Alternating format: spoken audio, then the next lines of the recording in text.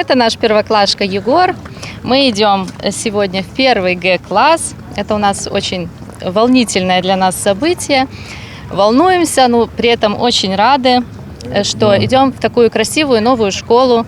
Як і сям'я Аксютик, адкрыцця новага школы-сада чакалі сотні бацькоў і дзяцей. Праект, калі пад адным дахам аб'ядноўваюцца і яслі, і сад, і пачатковая школа, для Брэста не новы. Такія вучэбна-педагагічныя комплексы ўжо апраўдалі сябе на практыцы ў мікрараёнах Усход і Паўднёвы. Іх узялі за аснову і ўнеслі карэктывы на ўдасканаленне. На будаўніцтва выдаткавалі звыш 10 мільёнаў рублёў. Этот микрорайон города Бреста, он очень активно развивается. И здесь вы видите, кроме строительства жилья, которое активно, особенно в последние годы, ведется, и более 10 тысяч уже в этом микрорайоне проживает людей, оно наполняется и социальной структурой. Он и дальше будет развиваться.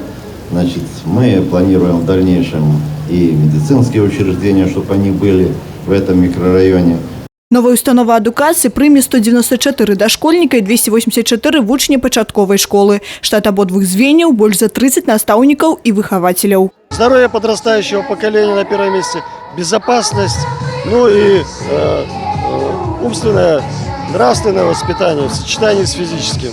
Чырвоная стужка перерэзана, комплекс афіцыйна адкрыты. Унутры ўсё прадумана да дробязяў. Улічваюцца патрэбы як здаровых дзяцей, так і з асаблівасцямі псіхафізічнага развіцця. Прасторная сталовая, гульнявыя з багаццем цасак і элементаў развіцця, актавыя і музычныя залы, а яшчэ ўласны басейн для заняткаў дашкольнікаў, ноу-хау, сэнсорны пакой. Эта интерактивная панель предназначена для того, чтобы детки могли изучать звуки, буквы, цвета. А яшчэ там ёсць развіваючыя гульні. Памяшканне цалкам тактыльнае. Усё зроблена для таго, каб дзіця магло расслабіцца і супакоіцца, папрацаваць над дробнай моторикой. Есть у нас и интерактивное оборудование, которое позволяет детям больше и в полной мере ощутить процесс расслабления, настроиться на позитивные моменты пребывания в дошкольном учреждении. Для кіраўніцтва города и в области провели экскурсию, завітали гости и на первые занятки. Да, Иван.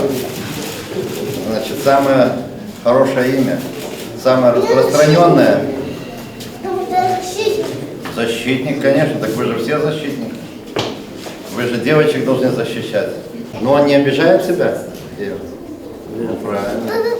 Першакласнікі пазнаёміліся з гасцямі і атрымалі падарункі, буквары і прысмакі. Анатоль Ліс пакінуў першы запіс у кнізе ганаровых гасцей установы. Крысціна Пратасавіцкая, Роман Філюціч, тэлерадыёкампанія «Брэст».